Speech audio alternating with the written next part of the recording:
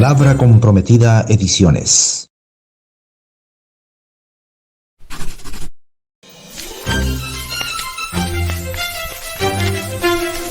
Palabra Comprometida Ediciones.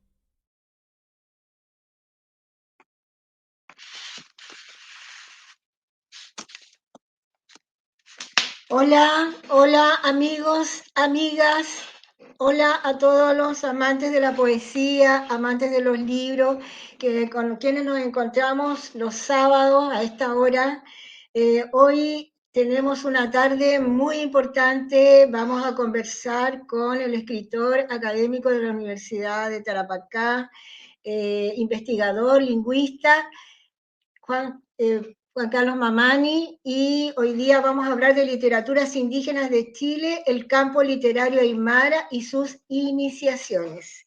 Antes de darle la palabra para que nos salude Juan Carlos, voy a leer su currículum. Juan Carlos Mamani Morales es escritor, profesor y lingüista aymara de Putre. Como escritor, Mamani tiene una producción poética y narrativa que se relaciona con el mundo aymara del norte de Chile, la mayoría publicada bajo el sello de su editorial independiente Chihuancu Ediciones. Así tiene los poemarios Aves errantes, Aves ausentes, Ocarina del frío, El crepúsculo de los dioses, los textos narrativos de recopilación de la tradición oral en versión bilingüe aymara-castellano, Marca Jana, Jaguarinacapa, Cuentos de mi pueblo y Aymara Jararinaca, Relatos Aymaras. Los textos narrativos en castellano, dos de recreación de la literatura oral, Cuentos sobre el Tibula, antología sobre el zorro aymara, Cuentos de Parinacota y uno de creación propia, Curmi, historias de dos niños pastores. Además, con su sello editorial ha publicado la antología de 13 escritores aymaras de Arica, Parinacota. También como académico y profesor, doctor en lingüística, tiene publicado el estudio sociolingüístico sobre la lengua aymara, los rostros del aymara en Chile, el caso de Parinacota, como algunos artículos en revistas especializadas. Además, en el mismo ámbito académico, ha presentado ponencias de diversos congresos y seminarios relacionados con aspectos sociolingüísticos de la lengua aymara, sobre la educación intercultural bilingüe y sobre literatura aymara del norte de Chile. Bienvenido, Juan Carlos, un gusto conversar esta tarde con usted, contigo y junto a Juan Jacobo Tancara Chambe. Bueno, para mí la verdad que es un agrado participar en esta ocasión. Agradezco la invitación a Juan Jacobo y a ti, Fidelia, en este programa de Palabra Comprometida, por participarme y permitir, ¿cierto?, socializar algunas ideas, algunos conocimientos en relación a la poesía relacionada con el mundo aymara de nuestro norte de Chile.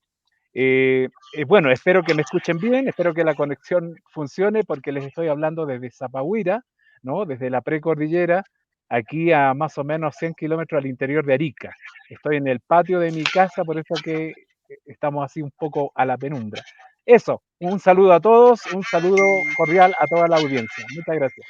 Muy bueno, Juan Carlos, desde el contexto mismo de Parinacota, ¿no? Felicidades. Saludamos también a la directora de la editorial Palabra Comprometida de Isel. Un gusto saludarle, Isel. Ella es nuestra directora también cibernética, la que está en la parte tecnológica. Y un gran saludo a Juan Jacobo Tancara. Voy a leer brevemente, ya, bueno, él es nuestro anfitrión, Juan Jacobo Tancara Chambe, oriundo de la provincia de Parinacota, de origen aymara, realizó su educación superior en 3 disciplinas, literatura, teología y filosofía en universidades de Sudamérica y en Europa. Apoya movimientos indígenas y populares de reivindicación social y cultural, da conferencias por varios países, tuvo entre sus profesores a connotados filósofos y teólogos de la liberación, y en el ámbito literario, esta es su tercera obra, Vestigios de montaña. Ha escrito también ensayos y estudios académicos en las áreas de su formación.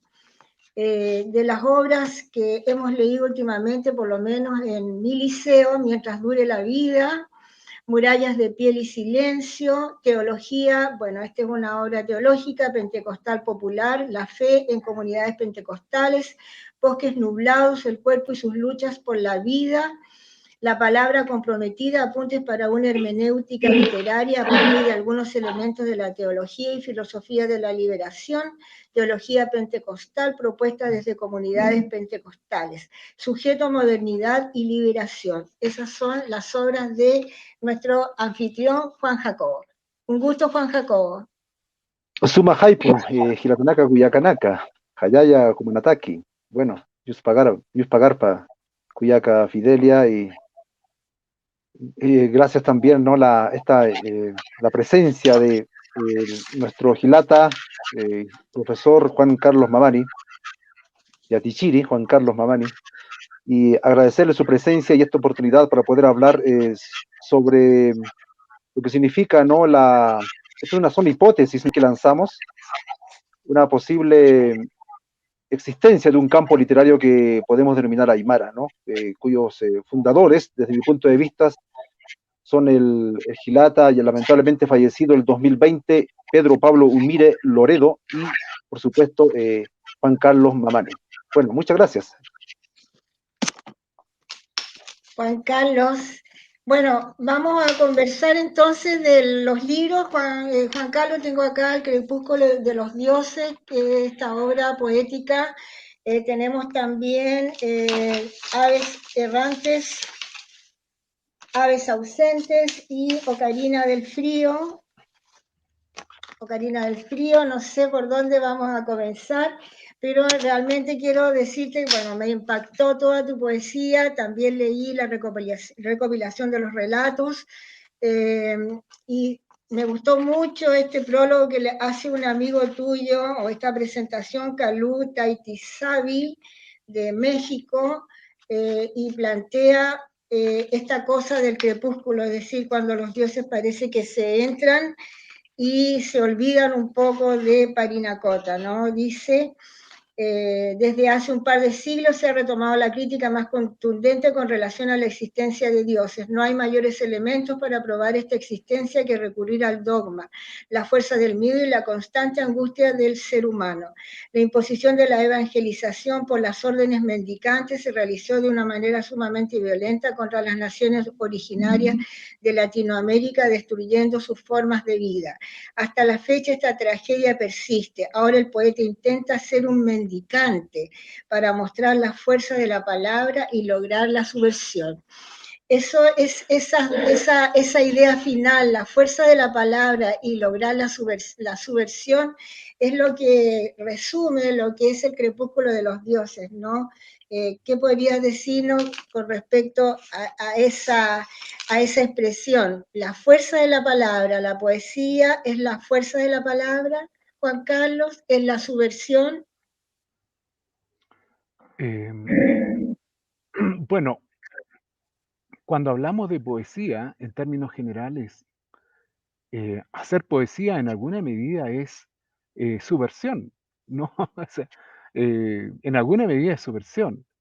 Obviamente hay poesías más, menos subversivas, y eso en todo caso finalmente lo descubren también los lectores. Finalmente uno cuando termina una obra no necesariamente está pensando en la subversión, tal vez sí en una suerte de reclamo, en una suerte de demanda por ciertas realidades, por ciertas situaciones que enfrentamos o que nuestro grupo, que nuestra realidad enfrenta. Y tal vez al escribir poesía, bueno, por ahí tal vez algunas palabras generen efectivamente un efecto o comuniquen, por así decirlo, un mensaje subversivo. Pero yo insisto, en alguna medida el hacer poesía es igual, creo que tiene un carácter subversivo. Y bueno, y si hay algo de eso en nuestra poesía, eso tiene que ver en parte porque, bueno, somos parte de un grupo minoritario, ¿no? O sea, bueno, aquí entramos a un tema bastante complejo y no quiero abundar ni aburrir con esta temática.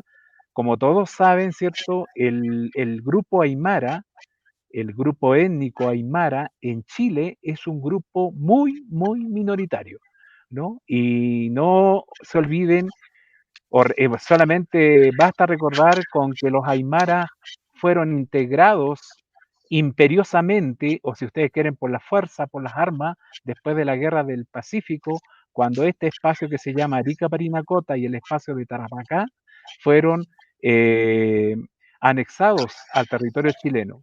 Y desde Chile, la política en ese momento fue eliminar todo vestigio aymara, ¿no? Algo de eso quizás todavía sigue rebotando en nuestra realidad. Personalmente no soy mucho de volver al pasado. Personalmente soy de la idea de que lo aymara tenemos que construirlo nosotros, es decir, aquellos que nos identificamos con una serie de herencias que nos han dejado nuestros abuelos, nuestros padres, desde la identidad aymara, ¿no? Y esa herencia tiene que ver con muchas cosas.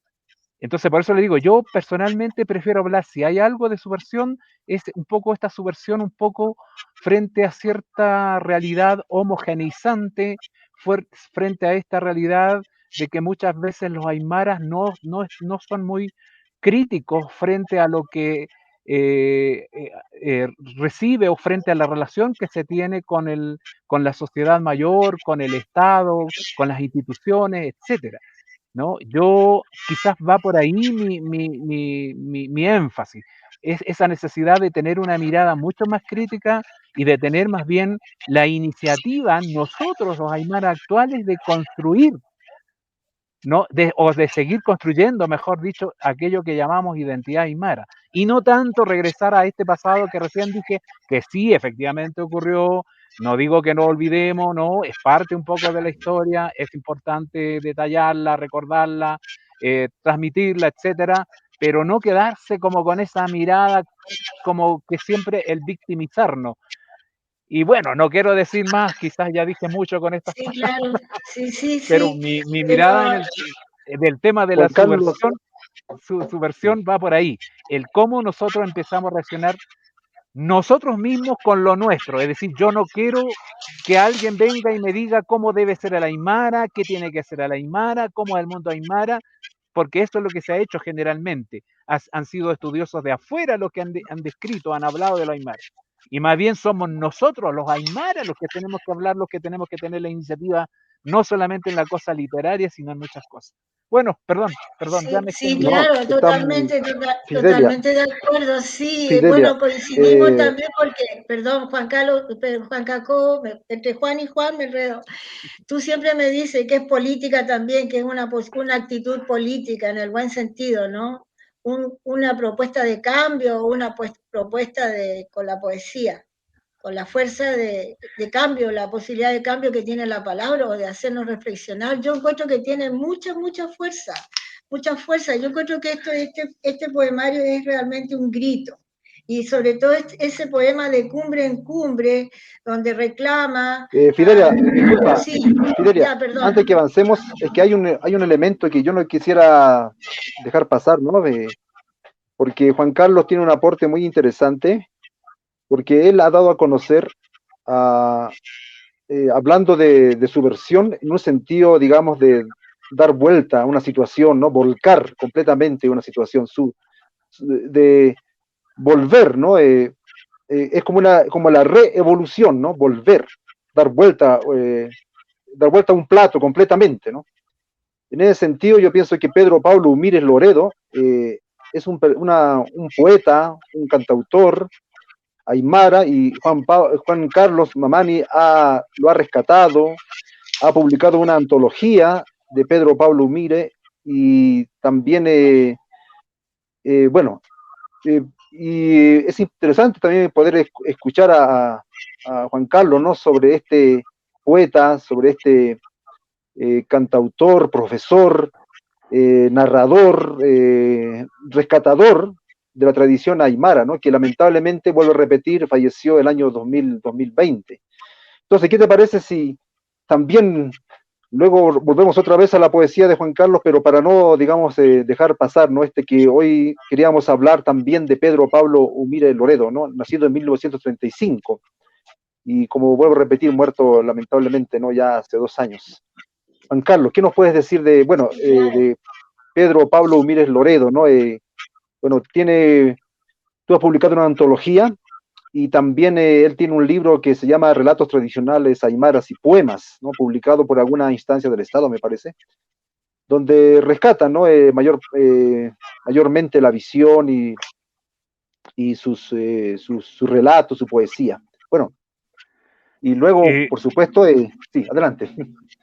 Bueno, no, es que Pedro Pablo, mire, y ya lo hemos dicho en diversas ocasiones o en todos los momentos en que nos ha tocado hablar de Pedro Pablo, mire, hemos dicho de que él es el que inaugura o es el fundador, como tú muy bien dices, de lo que es la literatura aymara aquí en el norte de Chile. Estoy colocándole el apellido a la palabra literatura, cosa que no me gusta mucho porque ya como en Sí, algún momento les he dicho, las palabras nos encasillan. Cuando digo literatura aymara, estoy refiriéndome a aquella literatura asociada al mundo aymara, a este mundo andino de aquí del norte de Chile. Y no hay nadie mejor como Pedro Pablo Mire que expresa cierta situación o cierto mundo vivencial que le tocó vivir a él en su momento, en su tiempo, en este espacio vinculado al pueblo de Socoroma. Digo, no hay nadie como él que dé a conocer esa vivencia, esos sentimientos a través de sus versos. Por eso para mí fue muy relevante. Y con Pedro Pablo, bueno, ya algunos saben, con Pedro Pablo nos conocimos allá por la década del 80, en algún momento después de 1987, 88, por allí, qué sé yo. Y por eso que en algún momento cuando aquí en Arica, bueno, eran otros tiempos también, con la organización Pacharu se realizaron diversos recitales poéticos musicales y aparte de recitar mis poemas, por eso que yo di a conocer parte de su trabajo, que era relativamente desconocido. A pesar del valor que tiene la poesía de Pedro Pablo Mire para dar a conocer nuestra identidad regional, créanme que no ha tenido mucha atención, lamentablemente, por una parte, desde el mundo académico, han sido mínimos. Creo que ahora último sí han estado apareciendo ahí por allí alguna ponencia, creo, de la doctora Miriam Luque, que se ha hecho por allí, y bueno, yo no conozco otras referencias. Sé que ha tenido reconocimientos a nivel de municipios, qué sé yo, de ciertas localidades, pero no es lo mismo cuando hay un reconocimiento ya más bien desde la academia, porque en alguna medida la academia, aunque eso también puede ser discutible, ¿no? La academia también valida un poco este valor, ¿cómo les puedo decir? Este valor literario que tiene el trabajo de Pedro Paulo Mire en dar a conocer una identidad relacionada al mundo aymara.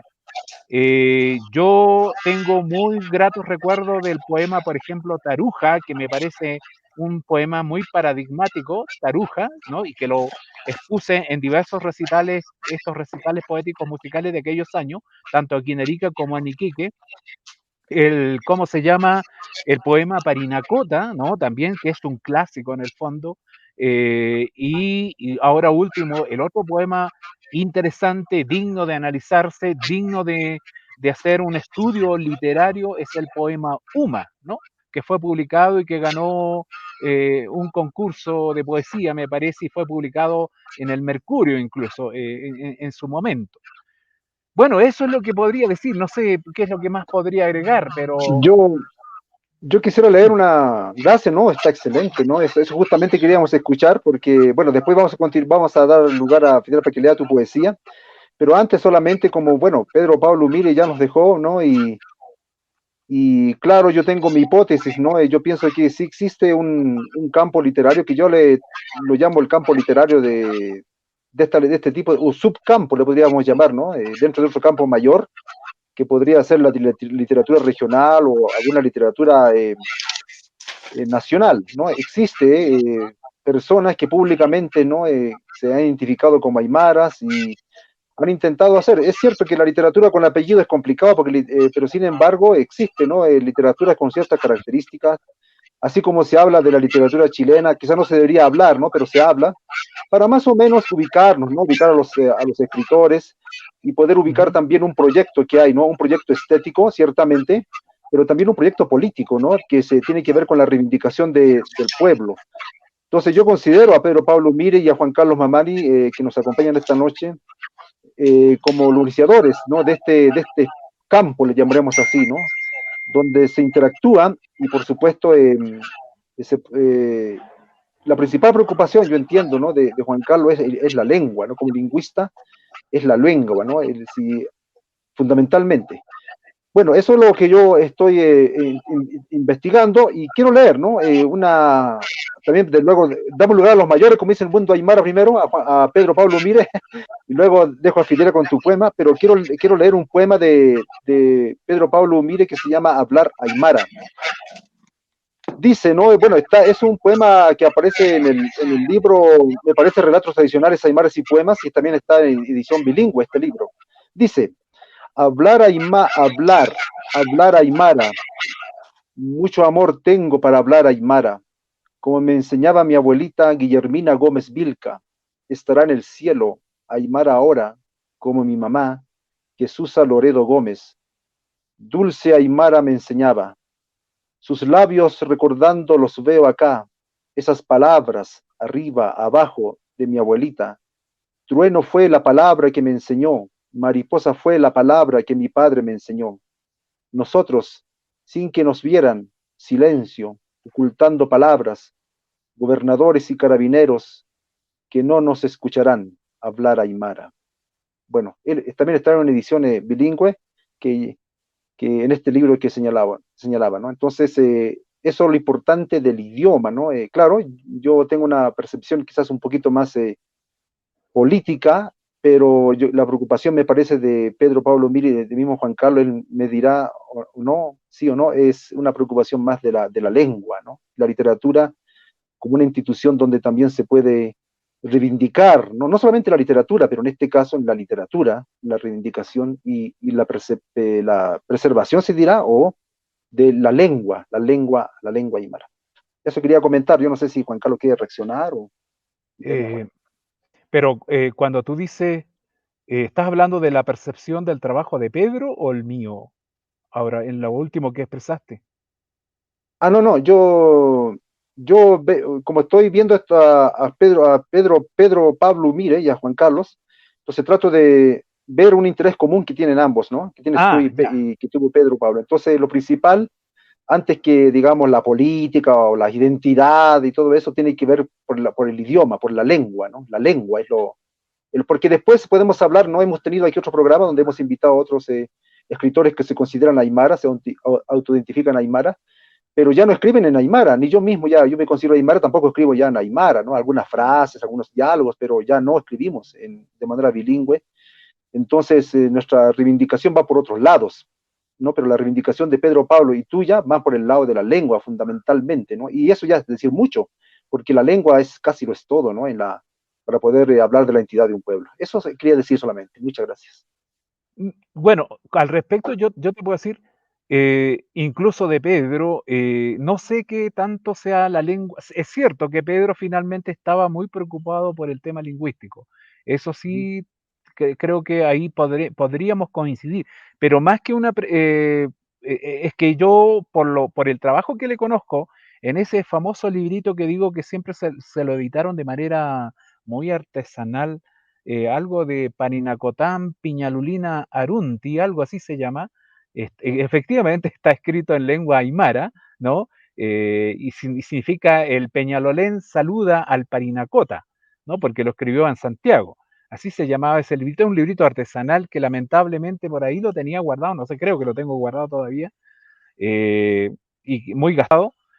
En ese libro, por ejemplo, la poesía de Pedro efectivamente aparece en ciertos poemas como el Taruja, como el poema Urusa Purquiwa, precisamente, Urusa Purquiwa está llegando a nuestro día, y otros poemas en donde efectivamente hay expresiones completas en lengua aymara, ¿no? Sí, se puede decir que Pedro Pablo estaba en esa línea de usar el aymara, pero pero siempre echamos de menos yo un poema completo en Aymara, y eso lo hizo recién con el poema Uma. Sí, yo de repente, no sé, me estoy atreviendo a hablar sobre el trabajo de Pedro porque algo leí y él me mostraba, cada vez que nos encontrábamos, me mostraba, me leía sus poemas, recitaba sus poemas, y por eso le digo, el poema Uma en alguna medida fue expresamente escrito en Aymara, me parece por la naturaleza del concurso. No recuerdo muy bien. Pero por ahí hay unas versiones que le publicaron de Pedro Pablo, de poemas de Pedro Pablo y de relatos, me parece, pero esa versión en Aymara no es propia de él, es una versión Aymara que le hicieron, creo, no sé quiénes, porque tampoco aparecía ese libro que él me mostró y que tuve en mis manos, no tenía un prólogo, una introducción que dijera quién hizo la traducción, etcétera. Ahora, yo voy, de repente, no sé si la preocupación es tan lingüística propiamente, pero yo voy más al hecho de que sí, la lengua se utiliza, pero más bien como un recurso literario, como una estrategia literaria, ¿no? En algún momento para llamar la atención, para dar un énfasis o simplemente para expresar algún sentimiento, alguna emotividad, alguna vivencia que no se expresa tal cual se sintió esa vivencia, tal cual se manifestó ese sentimiento, como se puede hacer tal vez en la lengua aymara, ¿no? Y eso un poco también, yo en alguna medida lo estoy probando, diría, no tanto tal vez desde la cosa más emotiva, porque Pedro Pablo Mira en alguna medida nos toca el sentimiento, yo siempre lo he dicho y por eso que su poesía a mí me llega muy profundamente, porque él con ciertas vivencias que tuvo aquí en la serranía de Socoroma, a través del verso, a mí siempre me tocaba, me llegaba, porque en alguna medida yo lo asociaba también con ciertas vivencias similares en mis tiempos, yo soy de Putre, ¿no? Yo toda mi infancia la viví en Putre, nací en Putre, qué sé yo, entonces lo asociaba a eso. Pero ahora, cuando trabajo el tema de la lengua, el próximo libro que voy a editar y, y que tiene quizás el fondo principal es precisamente la Pachamama o ciertos sentimientos frente a la Pachamama, pero aquí quiero aclarar, no a la Pachamama como una divinidad personificada, ¿no? Como a menudo se observa con nuestros hermanos aymaras, ¿no? Muchos de aquí del campo, ¿no? En el sentido de que muchos incluso dicen, hablan de la Virgen Pachamama como una virgen, como una divinidad, no. En ese sentido, no. Mi recuperación de todo el sentido que significa la Pachamama para el mundo andino tiene que ver más bien desde una perspectiva más bien racional. Y por esa misma comprensión racional de la importancia que tiene la Pachamama, en el sentido de que nosotros somos parte de ella, o sea, nacemos, o sea, vamos a morir y vamos a volver a la tierra, ¿no? Y no hay nada más claro y contundente que eso. En algún momento morimos, nuestros huesos, nuestras carnes, nuestra piel se va a convertir nuevamente en tierra, se devuelve a la tierra.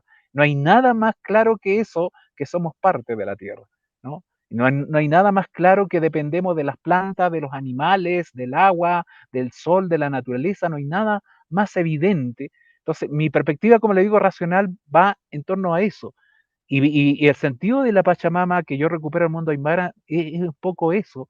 Y de eso es lo que hablo en alguna medida en mis versos, y es ese poemario, como le digo, en donde voy a integrar más expresiones aymara. De hecho, uso con hasta tres versos en lengua aymara en algunos casos, pero es más que nada para llamar la atención. Le vuelvo a decir, es como una estrategia. No sé si me entiende, es una Sí, estrategia el uso, no tanto una preocupación lingüística propiamente, porque, claro, la lengua aymara, lamentablemente, aquí en Chile, el aymara criado por nuestros ancestros aquí en la provincia de Parinacota, efectivamente ese aymara es el que se está perdiendo, ¿no? Si bien es cierto, en Arica y en otros lugares escuchamos la lengua aymara, pero es un aymara que fue criado en otras latitudes, ¿no? No es el aymara criado aquí en Parinacota, aquí en Socoroma, el aymara criado en Bisbiri, en Tacora, ¿me entiendes? Porque no olvidemos que la lengua aymara en alguna medida refleja eh, cierta situación particular de los hablantes, de acuerdo al lugar donde viven. Y es ese el aymara que está desapareciendo. Y en el fondo también es llamar la atención un poco por eso. Pero les vuelvo a decir, sería muy, ¿cómo les puedo decir? Muy ambicioso de mi parte o ser muy arrogante el que yo esté como recuperando o tratando de hacer algo en torno a la recuperación de la lengua misma. No sé, Sí, no claro, sé, sí. es Pienso yo que sí, yo creo que sería un privilegio en realidad de poco porque no podríamos apreciarlo. Uno aprecia la ópera en italiano sin saber el italiano y está igual la apreciación estética. Y obviamente que leyendo los poemas se nota la fuerza, se percibe. Me estaba acordando de cuando Gabriela Mistral la tradujeron al francés para postularla al Nobel, no le gustó la traducción porque perdía el sentido. Y votó, hizo quemar, creo que todos los libros que se habían impreso traducidos al francés. En realidad es un tema, ¿no? La traducción. Yo entiendo que no, la idea es, o sea, la mirada de Juan Carlos Mamani es una mirada mucho más hacia lo ancestral y esa Pachamama tan especial que es una Pachamama más universal, ¿no? No conectada obviamente con una divinidad exclusiva, con este caso que sería la Virgen Santísima.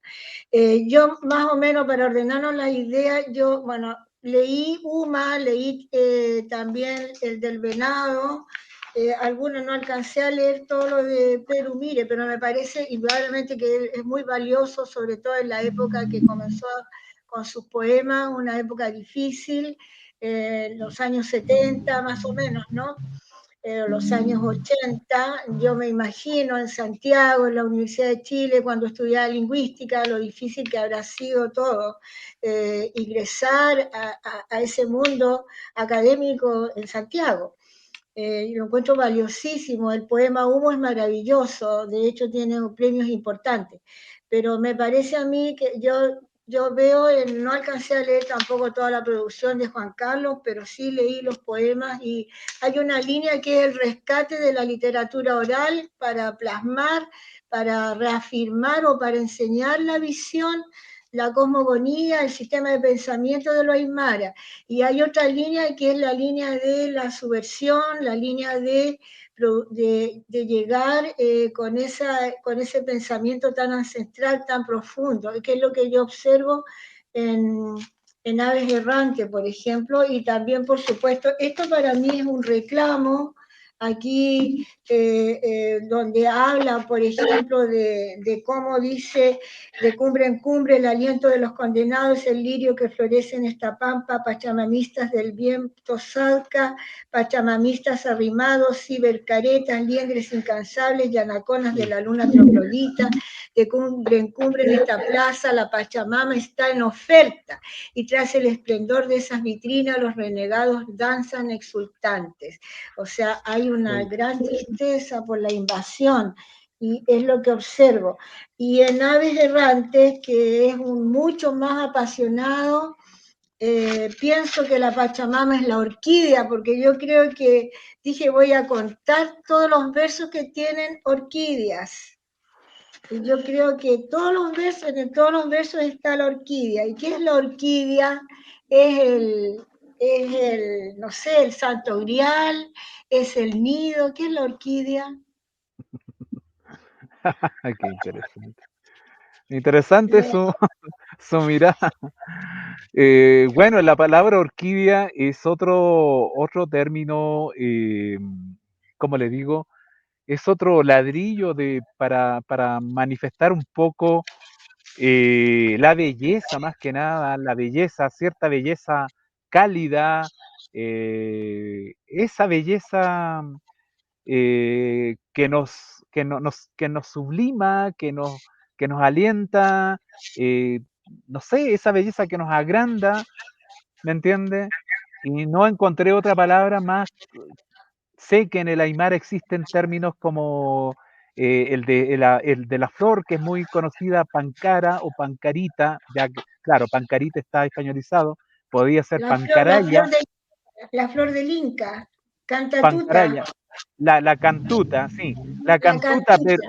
claro, pero me suenan como referentes muy concretos. En cambio, decir orquídea, orquídea tiene muchas formas, ¿no? Y ya ustedes, los que conocen de flores, por ejemplo, saben que esta especie de a las flores que se llaman orquídea tienen una diversidad de formas y una diversidad de colores y bueno, y desprenden una belleza y obviamente por eso reclaman mucho la atención de las personas, ¿no? Acá tengo un poema que dice: entro al nido yermo de los abandonos, a esa hostil camanchaca inevitable y deambulo en sus calles extrañas con el poncho ineludible de la soledad, mientras tu infatigable ausencia envuelve como hiedra excitada mis horizontes, orquídea inequívoca, orquídea que haces falta. En vano te busco, en vano te llamo, solo quedo tanteándote en el vacío implacable de las esquinas arácnidas. Hay muchas orquídeas, es impresionante. Y Es también que podría, lo que claro, perdón, con cantatuta también, por eso vuelvo al centro de la cantatuta, cruzo la barricada abisal eléctrica de las lejanuras. Busca, busca el reencuentro, busca el útero, busca el nido, no sé si una visión muy sí, occidental. es que lo que quería decirle es que con la palabra orquídea o con la palabra cantuta, eso va a depender mucho del poema. En algunos casos, orquídea puede ser, por ejemplo, simplemente una persona que uno amó mucho, quiso mucho, o también en otro caso, como usted dice, puede ser el hogar, ese hogar donde uno se encuentra, valga la palabra, el Claro, énfasis, donde uno se encuentra a sí mismo, donde uno se explaya a sí mismo, ¿no? Su lugar, ese lugar que todos tenemos, ¿no? Que mucho apreciamos. Por eso le digo, eso va a depender un poco del poema, ¿no? Va por ahí el tema de orquídea, cantuta, no sé, lirio, en algún momento también uso esa expresión. sí, interesante. Y los dos mundos, el mundo ancestral y el mundo de los alambrados, de los cielos alambrados. ¿Podría referirse a eso? Los cielos Bueno, alambrados, ese bueno, mundo que se rechaza.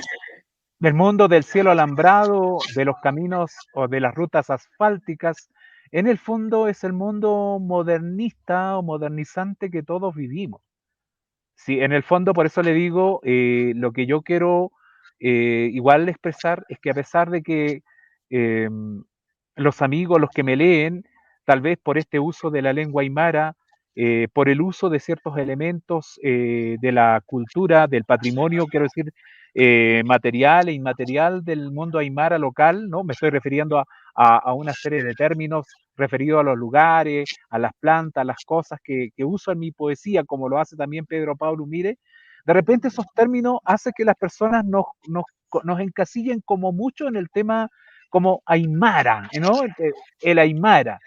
Y recuerden que nosotros en el fondo también somos seres humanos. Como seres humanos, ¿cierto? Tenemos una condición, la condición humana, la condición de persona como cualquier otra persona. Entonces, cuando hablo del cielo alambrado o de los caminos, las rutas asfálticas que utilizo por ahí, ¿cierto?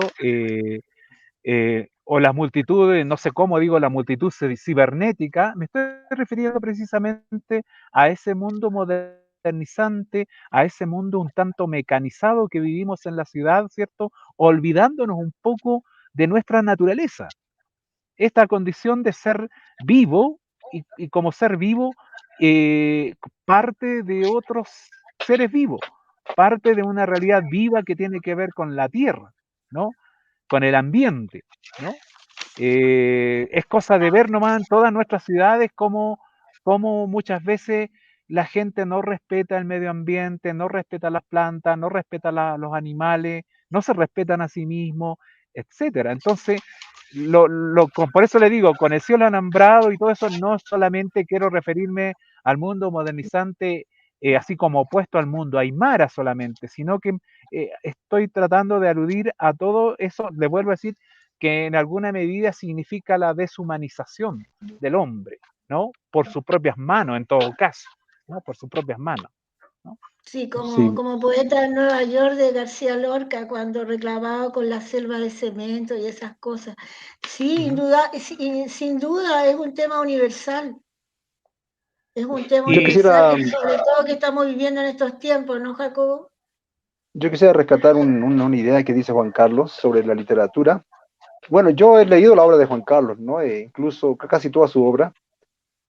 Y claro, puedo mencionar bastantes categorías. De todas maneras, en su misma literatura existe lo que se llama una reivindicación cultural. En la recopilación de los cuentos orales está presente también el etos de la cultura aymara, el etos como una costumbre, la ética, por supuesto, que deriva de aquí, ¿no? Y qué sé yo, hay bastantes elementos, ¿no? De valores, ¿no? Por ejemplo, el tema de la codicia, el tema de la envidia, el tema de las apariencias, y también ese famoso relato donde el cóndor se rapta, ¿no? A una muchacha de la comunidad, que hay una interpretación también de eso que hace Fernando Untoja, un economista aymara de Bolivia, que habla sobre el cóndor representando al Estado, ¿no? Que el Estado como una entidad que viene a robar a la comunidad y a devolver a la muchacha, entonces se restablece el equilibrio, ¿no? Y el respeto a las autoridades comunales. Bien, en fin, entonces es un trastorno, ¿no? El cóndor vendría a ser el Estado, y que viene digamos, a robar y a desarmonizar, digamos, un ayu, ¿no? Bueno, entonces estos cuentos nos traen, ¿no? El tema ético, y está todo el etos, la costumbre de la cultura aymara. También Juan Carlos tiene una colección de cuentos que tranquilamente, muy bien articulados, que él los considera cuento. Sin embargo, yo también lo podría considerar novela. Bueno, eso no tiene importancia, creo, pero bueno, depende de cómo se estudie, pero están muy articulados, ¿no? Parecen capítulos de un solo libro. Y ahí está la infancia, ¿no? Como la memoria tiene que ver también otra vez con la identidad, aunque este concepto de identidad puede ser muy cuestionable. Algunos no creen que existe la identidad, ¿no? Es algo ideológico. Bueno, en fin, pero ya es otro tema. Está el aprendizaje de la vida, y se saca ahí, como él señala, muchos elementos que pueden tener pretensión de universalidad, por supuesto, ¿no? La ética misma, ¿no? Esos cuentos, toda ética tiene que tener pretensión de universalidad, porque si no dejaría de ser ética, ¿no? Por eso esos cuentos nos transmiten toda una universalidad, como lo tendría cualquier otra cultura. Pero definitivamente la institución, y ahora sí vuelvo a lo que señalaba hace rato, ¿no? El elemento esto de la literatura secas o la literatura aymara. Entonces, claro, de todas maneras, ¿no? La literatura ha jugado un papel en la institución literaria, una institución occidental, digámoslo así, ahora criollizada, no sé, ha jugado un papel importante en la formación de los estados nacionales, en la formación de la identidad latinoamericana. ¿No? Bueno, por recordarles a Ángel Rama, siempre lo cito, es un libro clásico para mí, En la ciudad letrada, entre otros, ¿no? Julio Ramos, etcétera, en otras ponencias lo he hablado, en otros diálogos, Desencuentros de la modernidad en América Latina, Política y Literatura. Entonces yo pienso, ¿no? Que existe, por los elementos que señalé, y también retomando el diálogo 2 que hicimos, existe bastante elemento como para decir que la institución literaria no es que esté al servicio, pero sí tiene una especie de compromiso cultural, ¿no? Con una cierta identidad, que puede ser una invención literaria, no habría problema, sería una cosa increíble, ¿no? Como así ha sido también la invención de las identidades latinoamericanas a través de la literatura, ¿no? Martín Fierro, Civilización y Barbarie, Esteban Echeverría, José Martí, Enrique Rodó, etcétera, Andrés Bello, que a través de la literatura han configurado identidades latinoamericanas o determinados imaginarios latinoamericanos. Entonces yo pienso que sí existe en Arica Parinacota una literatura, ¿no? Que focaliza, está, como podemos decirlo en pocas palabras, y disculpe que sea abrupto, está en una especie de una invención de un imaginario que se podría catalogar aymara. Yo no estoy diciendo que el pueblo aymara exista así concretamente, tal vez existe, no sé, eso lo dirán los antropólogos, los sociólogos, pero a través de la literatura que nos interesa ahora, hay una voluntad, hay una voluntad literaria por dar existencia a un imaginario que se denomina aymara, ¿no? Pues hay muchos elementos que se pueden estudiar. Eso quería aportar, ¿no?, al diálogo. Entonces, Juan Carlos, desde lo sociocultural, ¿cuál sería no sé, el leitmotiv de tu poesía en relación a la funcionalidad, si se puede decir así? ¿Escribes para reivindicar ese lugar, ese paraíso perdido, esa Pachamama, esa nostalgia?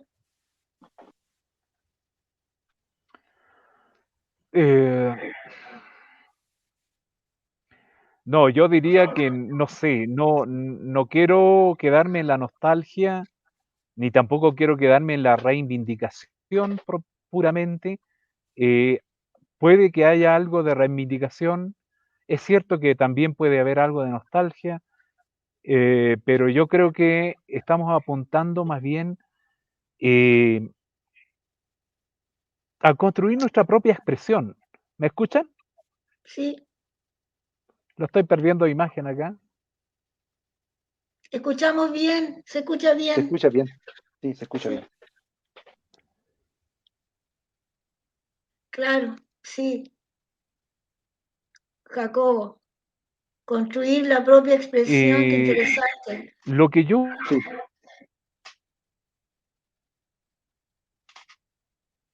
Mientras ingresa, sí, porque tal vez se podría volver a reingresar. sí, eso de construir la propia expresión, muy legítimo y muy emocionante. Bueno, de eso se trata en la literatura, ¿no? Sería muy, muy aburrido, yo siempre digo, ¿no?, que leamos siempre los mismos autores, ¿no? Incluso O que Sábato, leamos todo, Borges, que leamos todo de Sábato, Locus Amoenus. Sábato, Borges, siempre, ¿no?, ellos no les interesaba el premio Nobel, ¿no? De tal manera que no se dejan guiar por premios, cosa que tampoco es de merecer, ¿no? Siempre hay méritos, pero yo pienso que al menos mi búsqueda es poder identificar estas literaturas donde encontremos expresiones diversas, ¿no? De rincones, no sé, rincones, es malo decir eso, tal vez lugares, espacios de la sociedad donde los escritores, ¿no?, hablan sobre su realidad y se expresan. Bueno, creo que ahí está Juan Carlos. Adelante, Juan sí, Carlos, perdón. lo que estaba diciendo es que cómo construimos nosotros nuestra propia, o cómo expresamos nosotros nuestra propia identidad en el fondo, ¿no? A través de las palabras, obviamente, a través de la poesía, pero no esa identidad, les vuelvo a decir, muy supeditada al pasado, sino a esa identidad del presente y cómo vamos construyendo esa identidad hacia el futuro, ¿no? Va por ahí un poco mi poesía, ¿no? Y obviamente expresar un poco de, o sea, esto, en la perspectiva en que estoy, es cómo expresamos desde nosotros mismos, desde lo nuestro hacia afuera. Esa es mi insistencia, desde lo nuestro hacia afuera. No tanto de un montón de afirmaciones, de ideas, de propuestas, proyectos que vengan de afuera, ¿no? Claro, en algún momento lo recibimos, compartimos, lo aceptamos, pero no, creo que ahora ya no, ya el mundo en general, los pueblos originarios ya han tomado conciencia de su propia realidad, de su propia existencia, de su propio valor, en la mayoría, digo, en general, y yo creo que ya ahora es empezar a construir su propio derrotero. Y lo tenemos que construir nosotros, es decir, aquellos que nos identificamos con esta cultura, con este grupo humano, con ciertas características. Eso es lo que podría decirte. No estoy completamente de acuerdo con Juan Carlos, porque ahora el pasado se usa como igual como un elemento, como un insumo para poder afirmar algo en el presente, ¿no? No sé si digo algo muy bastante obvio, pero bueno, porque en el presente hay una estrategia, como también otro término que usó Juan Carlos, En el presente hay un proyecto que tenemos, personal, por supuesto, pero también somos parte de una comunidad, ¿no? El mismo idioma es colectivo, ¿no? El hecho de que hablemos un idioma, ya estamos dentro de una colectividad, una comunidad hablante. Por lo tanto, el pasado se lo considera así, pero para poder usarlo como un insumo para un proyecto actual que tenemos, ¿no? En ese sentido, yo pienso que sí, ¿no? Claro, regresar al pasado tiene razón Juan Carlos, podría resultar muy ingenuo, ¿no? Y bueno, eso es lo que quería. Hay otro elemento más, pero creo que Fidelia, no sé si estoy tomando No, No, yo perdón, creo que, perdón, yo entiendo que es perdón. reafirmar la capacidad de humano, Sí, porque son, para mm, no caer en tanta, no sé, impersonalidad que estamos viviendo en el mundo. sí, Tanta, ¿cómo Fidelia, decir? perdón, lo que Sí, quería decir, efectivamente, es reafirmar un poco nuestra condición humana como, como todos los seres humanos, pero que solamente que nosotros tenemos este pequeño, este matiz, este color que tiene que ver, ¿no? Este sabor que tiene que ver un poco con lo andino, ¿no? Esa es una pequeña cosa pero frente a es los, maravilloso, pues es maravilloso, claro, porque y lo otro, nosotros somos de la ciudad, o somos, bueno, yo soy de un pueblo de Tocopilla, pero imaginemos que los niños viven en departamentos, ahora con la pandemia, o sea, qué pocas oportunidades tienen de estar, no sé, con los animalitos, de tener una mascota, un perrito, un gatito, de ir a ver la puesta de sol. O sea, el mundo se nos ha llenado de realidad de tecnología y de cemento. ujú.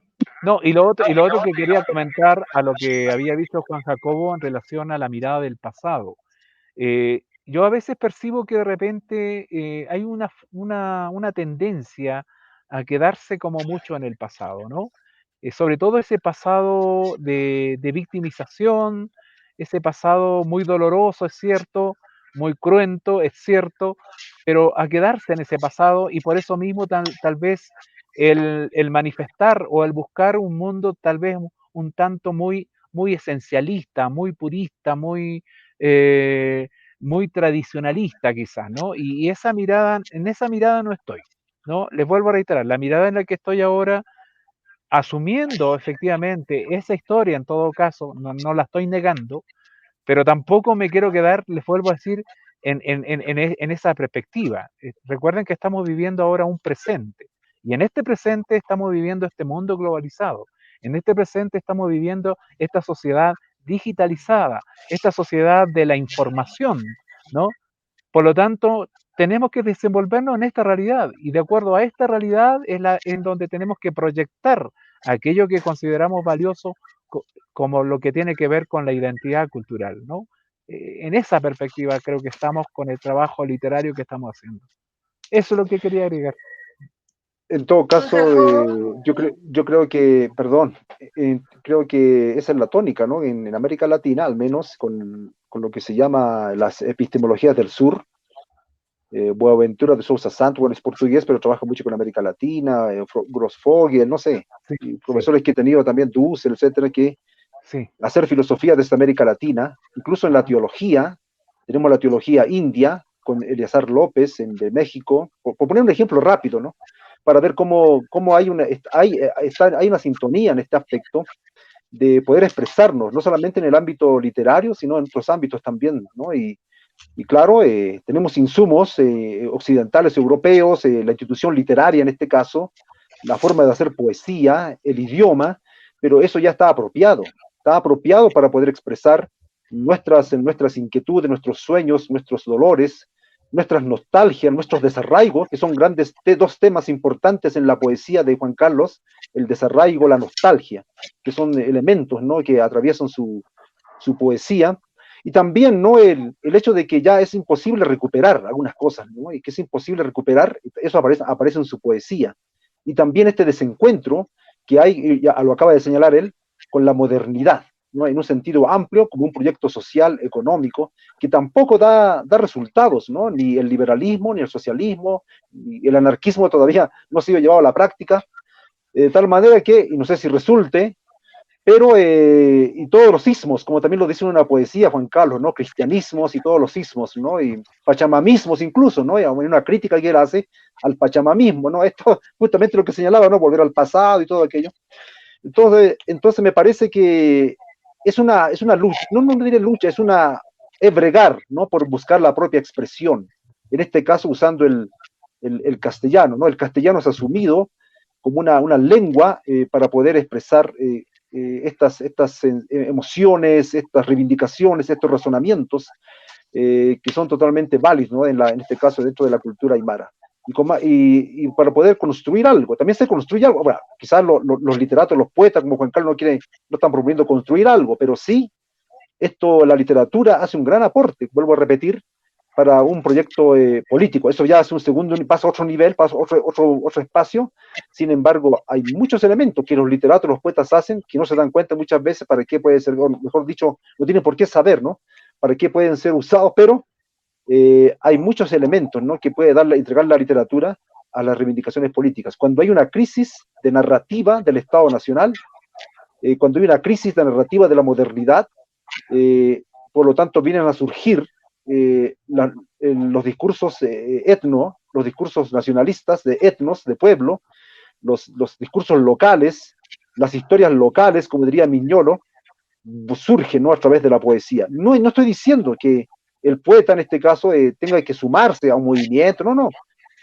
Él, por el solo hecho de escribir en un idioma y por el solo hecho de ser un poeta, ya está hablando como miembro de una comunidad, como miembro de un colectivo, aunque él no se lo proponga de esa manera.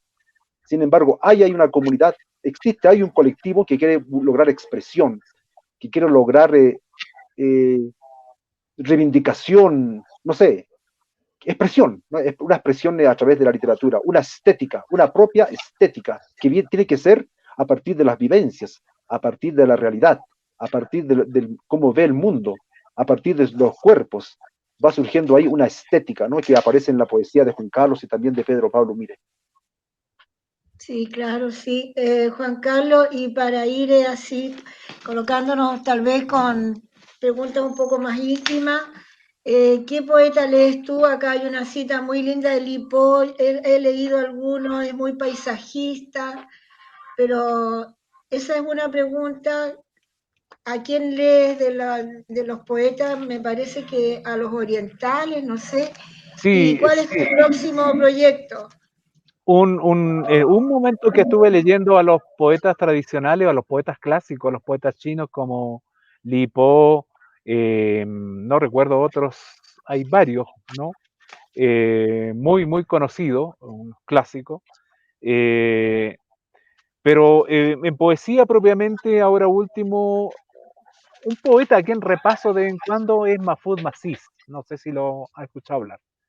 Mahfoud No. Masís, un poeta chileno. Este es un poeta que repaso siempre y ahora último he estado leyendo, estoy empezando a leer, o mejor dicho, a ocuparme de uno de los libros que hace rato lo tengo guardado de Manuel Rojas, el poeta Manuel Rojas. Sí, como que ahora me hace sentir... ¿De Hijo Me del hace, Ladrón? ¿O Gonzalo no, Rojas? Gonzalo Rojas, perdón, Gonzalo Rojas, Gonzalo. Gonzalo Rojas. Ah, sí. Sí, el poeta. Me hace sentido su poesía, que en un momento tardé de leerlo, no, pero y ahora sí creo que me hace más sentido, por eso es el que estoy leyendo. No tengo, digamos, una lectura de poesía así muy definida, muy delimitada. Leo más bien aquello que, bueno, yo creo que eso es lo que pasa a la mayoría. Si hay un libro de poesía que a uno le engancha, ¿no? Por decir esa palabra más coloquial, uno agarra con el tema y es ahí donde uno sigue leyendo. Y por eso que dentro de ese panorama, el que siempre releo es Mahfoud Masís, y otro que también releo siempre, o de vez en cuando, es César Vallejo. César Vallejo. Ah, De sí, hecho, sí. César Vallejo fue uno de mis, ¿cómo le puedo decir? De mis poetas preferidos cuando fui joven, ¿no? Cuando descubrí, qué sé yo, en el liceo allá, el poema Los Heraldos Negros, ¿no? El poema Heraldos Negros. Ese, y bueno, y ahora como proyecto literario tenemos, la verdad, un proyecto de un libro de poesía, ¿no? Como ya lo mencioné antes, creo que va a tener como tópico algo en relación un poco a la Pachamama y a este tema de la identidad aymara un poco, ¿no? Un poco hablar de eso. Y el otro texto de proyecto literario es es un libro de ensayo, un libro de ensayo en donde yo reflexiono, o más bien, más que reflexionar, doy a conocer mi propia reflexión en torno a ciertos elementos o a ciertas expresiones culturales, mejor dicho, de nuestra zona. Me refiero, por ejemplo, cuál es mi reflexión en torno, por ejemplo, a la Guatia o Pachamanca, como se conoce en el Perú, o Guaja, como le conocen también en otras partes. Mi reflexión sobre, sobre el Huayño, mi reflexión sobre la Pagua o esta ceremonia de Paguar, mi reflexión sobre precisamente esto que he publicado bastante, sobre el sentido o el significado de los relatos orales, ¿no? Mi propia reflexión sobre Pedro Pablo Mire, mi propia reflexión sobre el tema lingüístico o la realidad de la lengua aymara, que está como muy dejada de lado en este momento. Eh, Eso, o sea, por eso le digo, ese es el próximo proyecto. Es un libro de ensayo en todo caso, que ya tiene ciertas partes comenzadas. Esperamos, el libro de poesía esperamos concluirlo a fin de año, y bueno, y ya quizás para el otro año el libro de ensayo. Eso es lo más cercano, ¿no? Lo más cercano que tengo en mente. Qué Porque después tengo, interesante. obviamente, una novela. Estoy pensando escribir la novela, la novela pendiente. Sí, justo hay un poema que me hizo acordar unos poemas de Gonzalo Rojas cuando habla de gladiador y de odaliscas. No lo encuentro ahora. Por ahí Ya. me remitió a la bailarina del templo de Gonzalo Rojas. Bueno, ojalá que nos encontremos realmente ya presencialmente en un recital poético, pues. Y Jacobo también es amante de César Vallejo, ¿no, Jacobo? No, a mí sí, me sorprende César Vallejo porque escribiendo en castellano, él puede expresar una subjetividad, un sentimiento, ¿no? Que son bien característicos. Si uno hace un rastreo así, una comparación, un sentimiento bien característico del mundo andino, de los sentimientos, esto que tienen, ¿no? El ser humano, que muchos andinos, quechuas, han podido experimentar, ¿no? Con este desencuentro con el mundo, ¿no? El mundo que les rodeó que les rodea a ellos y a ellas. Entonces se puede percibir, ¿no? Podemos decir, esas emociones, sentimientos, una subjetividad que, bueno, es muy profundo esto de César Vallejo, ¿no? Y digamos, habría que quizás, bueno, ya está hecho, ¿no? Pero en esa línea de una lectura andina, por decirlo así, bueno, digamos humano universal, pero uno siempre tiene que especificar, ¿no? Para poder explicar y caracterizar un objeto de estudio o analizar a un sujeto. No se analizan los sujetos, pero bueno, para poder hablar sobre, caracterizar una obra, en este caso mejor, proponer, ¿no? Una aproximación, ¿no? A la subjetividad que yace en ese yo poético, ¿no? A la espiritualidad, digámoslo así, que subyace a ese yo poético en César Vallejo, ¿no?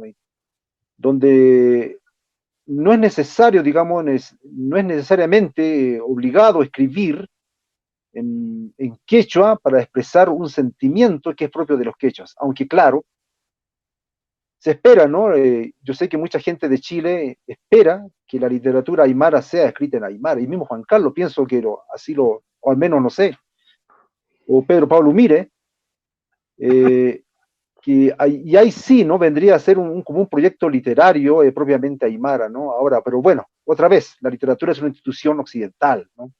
Quizás los cuentos orales, ahí está la literatura aymara, y que no tienen primeramente una función estética propiamente tal, sino una función ética, donde la estética está en función de la ética, no es para poder enseñar a la comunidad, para poder transmitir formas de relacionamientos humanos, etcétera, ¿no? Pero no es el arte por el arte, como se postulaba en el campo francés, ¿no? Donde nació, ¿no? Esto del arte por el arte, ¿verdad? No, es un arte, una estética que está al servicio, se puede decir así, a la ética, porque lo importante, me parece entender en la cosmovisión andina, aymara, quechua, es la comunidad, el fortalecimiento, buscar el bienestar, el suma camaye, como dicen ahora, ¿no? En estos tiempos modernos, el bienestar. Entonces la tradición oral, estos cuentos, están, digámoslo así, por decirlo en términos bruscos, está al servicio, digamos, de una estética, de una etos, del etos de la comunidad y del pueblo. Que bueno, como ya las comunidades están en franca crisis, a menos que alguien diga lo contrario, se va perdiendo también estas enseñanzas, ¿no? Y también hay mucha relación con el mundo cristiano, ¿no? El mismo Juan Carlos rescata muchos relatos donde son castigados algunos personajes por no tener hospitalidad, ¿no? Eso aparece en Génesis capítulo 19, cuando también, ¿no? Yahvé castiga, ¿no? Por la falta de la hospitalidad y se convierte, ¿no? La mujer de Lot en una estatua de sal. Y también en los relatos que rescata Juan Carlos se convierten también en estatuas de sal, ¿no?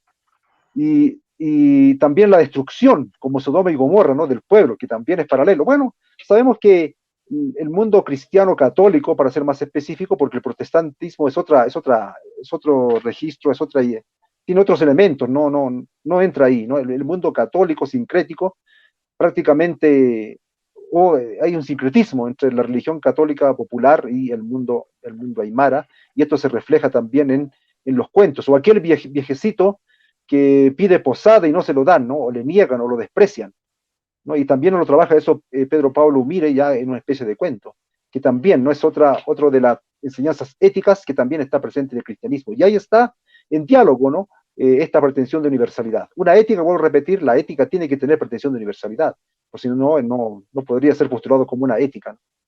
Eso es lo que podría aportar. Bueno, la verdad que están saliendo varias ideas.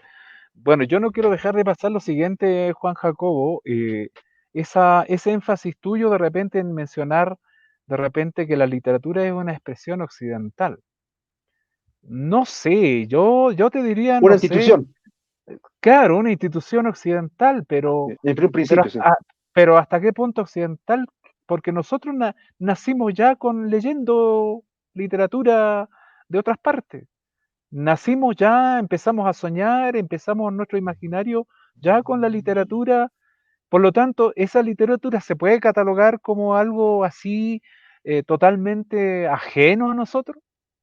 O sea, yo creo que hay que cuestionarse, no es tan así, tan taxativo. La literatura occidental y la literatura hacia donde, como quieres apuntar con la literatura oral, o sea, la expresión oral, ¿no?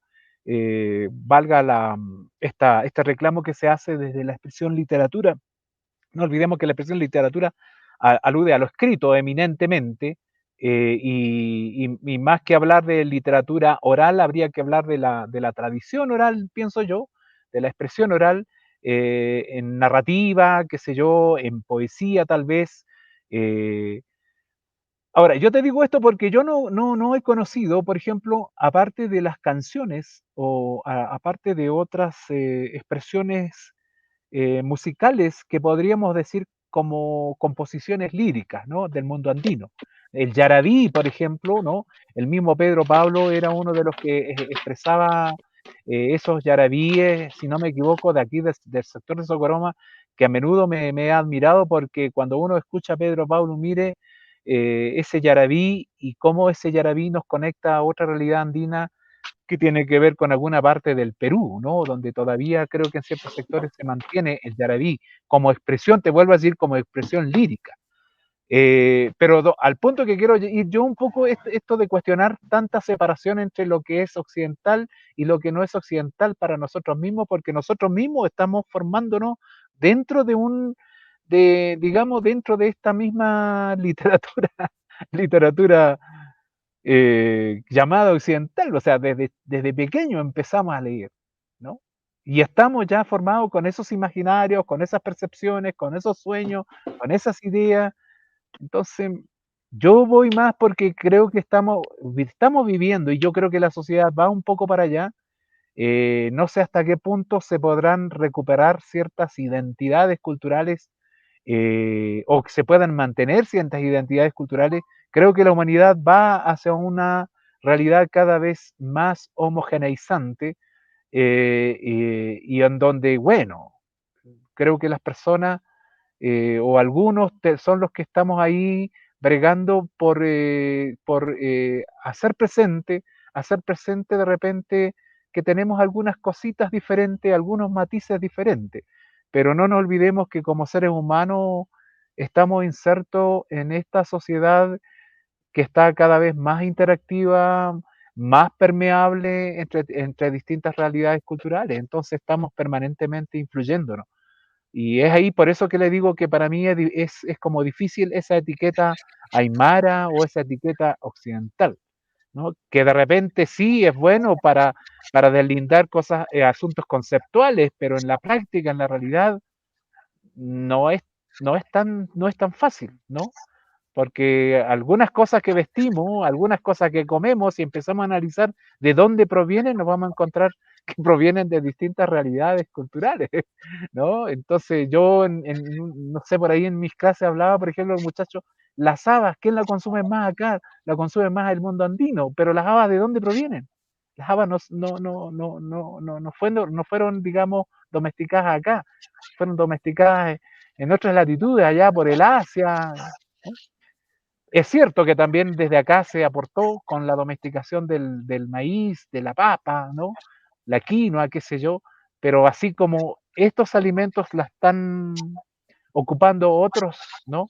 Otros seres humanos de otras latitudes, nosotros también estamos recibiendo los aportes de esos otros seres humanos. Entonces, por eso que te vuelvo a insistir un poco esa categorización, perdón, Juan Jacobo, No, pero que me hace excelente, ruido, ¿no? me hace ruido un poco eso, quería decir. No, no, está muy bien. Lo que yo cuando hablo de institución occidental me refiero a que la literatura no fue un invento de los incas, ni fue un invento guaraní, ni fue un invento aymara, ni quechua, ni mapuche. Y definitivamente viene de Europa. Ahora existe obviamente una hibridación, existe obviamente una apropiación, lo que yo decía, como el idioma, ¿no? Ya nos hemos apropiado del idioma, ya usamos el idioma de Cervantes para expresar nuestros sentimientos más íntimos. De tal manera que sí, eso es cierto, ¿no? Pero sí es bueno recordar, ¿no? Que hay un proceso histórico donde hubo un proceso, ¿no? Un proceso en el cual las personas que eran muy ajenos a esto se reapropiaron, ¿no? De estas instituciones. Así como en mi caso, no, mi familia, mi papá se apropió para sus propios proyectos de vida el cristianismo, ¿no? Y eso que a veces cuesta entender un poco los aymara, porque a mí me dicen, pero ¿cómo tú puedes ser cristiano y puedes ser aymara? O sea, no se contradicen, me dicen, ¿no? Entonces, no hay ninguna contradicción, ¿no? De hecho, hay muchos aymaras cristianos, es lo mismo, ¿no? Entonces, obviamente ahora el aymara es cristiano, ¿no? Y no lo pueden cuestionar eso, ¿verdad? Entonces, igual, ha pasado, eso es un ejemplo que tengo, ¿no? Pero definitivamente el cristianismo no fue fundado aquí, ¿no? Eso es vino de afuera, hay una historia de colonización, ¿sí? Que hay que tomar en cuenta. Pero aún así usamos los instrumentos, estamos ya hablando de la lengua que, bueno, es nuestra lengua también, el castellano es nuestra lengua, ¿no? Es nuestra lengua también, ¿no? Tienes razón, Juan Carlos, es nuestra lengua. Pero definitivamente no era la lengua de hace 2 generaciones atrás mío, ¿no? Mi propia familia, no era su lengua, hablaban aymara mis abuelos, ¿sí? Aprendieron el castellano trabajando en la ciudad. Entonces, definitivamente claro, ahí se nota claramente que es occidental, eso es todo, no más. No, lo que solamente quería decir yo, ¿no? Y de una buena vez, ¿no? ¿Por qué no? Nuestra lengua materna, yo digo siempre, mi lengua materna es el español. ¿Y qué? ¿Y qué pasa con eso? ¿Qué? ¿No? Por eso no soy menos aymara, no sé. Tal vez para algunos. Pero mi lengua materna es el aymara. Y el aymara es una segunda lengua que estoy tratando de aprenderla cada vez más, comprenderla un poco más. Y incluso por eso que lo utilizo en algunas de mis construcciones poéticas, Pero por lo mismo, les vuelvo a decir, si estamos ya inmersos en el habla española, estamos construyendo una realidad con la lengua española, ¿no? Pero a pesar de esa construcción con la lengua española, nosotros hacemos ver, les vuelvo a decir, ese matiz andino, ese matiz que tú muy bien apuntas un poco y que no olvidamos, que tiene que ver con, claro, mi abuelo, mi bisabuelo, mi tatarabuelo, todas personas conocidas aquí en Parinacota con nombre y apellido, eran hablantes aymara, efectivamente. Y vivieron la realidad andina de aquí de la provincia de Parinacota con la lengua aymara, vivieron con la lengua aymara. Pero yo ahora, ese mundo andino que ellos me dejaron, ese mundo andino que tiene que ver con tanta cosa, con la música, el baile, los ritos, qué sé yo, ceremonias y muchos más, lo estoy viviendo con la lengua española, ¿no? Un poco, ese es el punto crítico que quería plantear, nada más. Has dado en el, disculpa, pero has dado en el clavo, ¿no? Has dado un tema muy profundo. Y yo quisiera aprovechar de decir aquí, ¿no? Que el hecho de que se hable castellano, tampoco, digamos, también habla castellano la gente de Santiago, la gente de Concepción, el de Perú, de Bolivia, pero yo postulo un proyecto más bien bilingüe, ¿no? Porque igual el castellano se aprendió en el colegio, los inculcaron, incluso en base a la discriminación, ¿no? Si no se hablaba bien el castellano, era discriminado, no se puede estudiar, no se puede entrar a la universidad, te discriminan cuando buscas trabajo, ¿no? En Bolivia dicen, ¿no? A los que son bilingües y no hablan bien el castellano, dicen, están motoseando, dicen en Bolivia, ¿no? Y se burlan, ¿no? Eso era antes, ¿no? Ahora hay más respeto. Bueno, en fin, entonces fuimos obligados, así de la misma manera, como existió una voluntad, porque la conmovisión aymara, y en eso yo creo, ¿no? Que incorpora los elementos que son diferentes. También eso aparece en los cuentos. Incorpora los elementos que son diversos. Hemos incorporado elementos de la cultura anglosajona, de todas las culturas, la cultura asiática, no sé. De la misma manera pienso que debería existir, o existe ya en algunos casos, una voluntad de construir una sociedad, al menos un lugar bilingüe, donde se hable el castellano y el aymara. Y hay que aprender, hay que recuperar el aymara aún más, o hay que hablar el aymara, hay que escribir en aymara, y eso es el legado que se deja para las nuevas generaciones, que van a aprender el aymara más, porque nosotros pertenecemos a una generación en la cual se nos obligó a olvidar el aymara también, una presión social, como vuelvo a decir, estudio, trabajo. No puedes escribir una tesis en aymara, ¿no? Puedes escribir en alemán o en inglés, pero no en aymara, ¿verdad? Entonces, hay una coerción también institucional en las universidades, en la educación, pero creo que el futuro que se está abriendo para Chile es que el aymara sea bilingüe y instituciones que recuperen el idioma de manera seria y que se pueda escribir finalmente literatura bilingüe. Eso es lo que yo en eso creo, digamos, ¿no? Y estoy convencido que es el proyecto político, cultural y literario. Obviamente sería maravilloso si la lengua yo considero que debe preservar. Bueno, igual nosotros tenemos incorporado en el habla coloquial muchas palabras que son de origen aymara. No sé, chuño, calato, chaya, poruña, etcétera, ¿no? Que no se hablan, palabras que no se usan en el sur. Indudablemente que tenemos una gran influencia, las palabras españolizadas, pero que vienen de la aymara. Y como ya estamos con el tiempo, quiero decir que ha sido realmente un privilegio para mí conversar con usted, Juan Carlos, y también con Juan Jacobo. Muy interesante, que da muchas ideas. Yo creo que esto daría para otra conversación porque salieron varios puntos que es necesario que los reflexionemos, ¿no?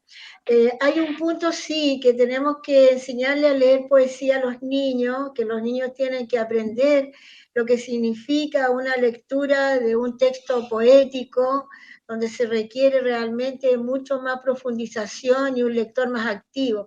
Así que tenemos que hacer que se lea poesía en los colegios, porque la riqueza realmente de los estilos, las imágenes, es increíble cómo estimulan los niños la creatividad y la visión de las cosas. Muchas gracias, Juan Carlos. No sé si quiere decir algo, y Juan Jacobo, porque ya me avisaron que estamos en el tiempo. Bueno, sí, no, la verdad que podríamos seguir efectivamente conversando y bueno, tal vez de aquí puedan salir otros tópicos más delimitados para conversar en otra ocasión. La verdad que para mí ha sido un gusto de partir un poco más con Juan Jacobo. Ya he ido escuchando un poco su propia percepción de la cosa literaria en relación al mundo aymara. Y bueno, ya seguiremos conversando y analizándonos nuestros propios trabajos también que tienen que ver con el mundo literario. Les agradezco el espacio que me han dado. Ha sido un gusto realmente de partir, ¿no? Compartir un poco sobre esto que hacemos, que es el trabajo literario. Muchísimas gracias a todos. Gracias. Gracias, Juan Carlos. Juan Jacobo. Yo quisiera leer un poema de Juan Carlos, que está en Ocarina. Ya. Dice así el poema, ¿no? Suenan los sicus, traen el rostro curtido en los Andes, traen los guaños ancestrales, como bandada de cuculís invictas, atravesando los cielos del olvido, como avispas con el aguijón de la memoria, hasta el centro de la plaza citadina. Entonces se desata un torrente de lejanuras, de temblores en el alma, y florece vigorosa la nostalgia, como roja flor del airampo, sobre la sierra grisácea. Bueno, un pedacito, ¿no? de un poema de Juan Carlos, ¿no? Y con eso yo quiero agradecerle a él por la gentileza que tuvo de aceptar nuestra invitación. Y él es un escritor aymara que tiene un proyecto literario importantísimo de recopilación de relatos orales, cuentos, Kurmi, por ejemplo, arcoíris significa, tiene poesía, que ya Fidel habló de ellas, y investigaciones sobre sociolingüística. Entonces, invitar, ¿no? al mundo ariqueño, parinacotense y a personas de América Latina en general, de Abya-Yala, que puedan leer, ¿no? A Juan Carlos Mamani Morales, ¿no? Un aporte importantísimo, junto también a Pedro Pablo Umire, donde se dice que tiene muchos escritos inéditos, y ojalá, ¿no? Y yo me sumaría, pero un esfuerzo más colectivo, me sumaría como personalmente a poder ayudar para que podamos publicar en algún momento, y tiro la pelota, como se dice, desafío, mejor dicho, publicar las obras completas de Pedro Pablo Umire o alguna obra de Pedro Pablo Umire que esté inédita, ¿no? Sería fundamental para impulsar la literatura regional y la literatura chilena, finalmente, o la literatura latinoamericana, o la literatura de la humanidad, digamos. Muchas gracias, Juan Carlos, muy amable, y yo también me despido con estas palabras, ¿no? Muy amable. Hasta otra ocasión. Felicitaciones. Vale, hasta otra ocasión.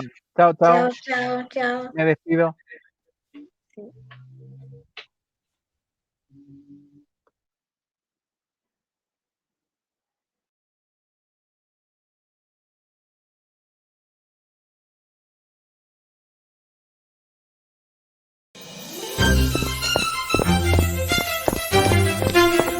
Palabra Comprometida Ediciones.